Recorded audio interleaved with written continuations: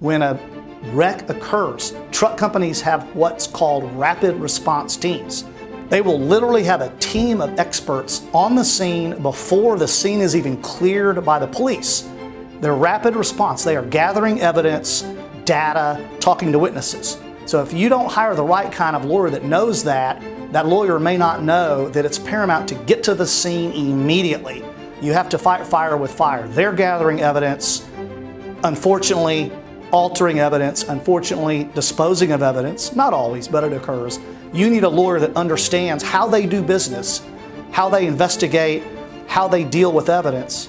In a trucking accident, perhaps more than other accidents, an attorney is necessary. Trucking companies are huge multi-million-dollar corporations.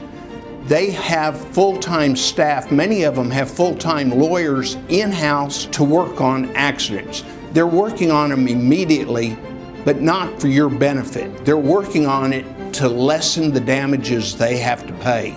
That's why you absolutely need a good trial attorney, a good law firm to help you on your side of the case.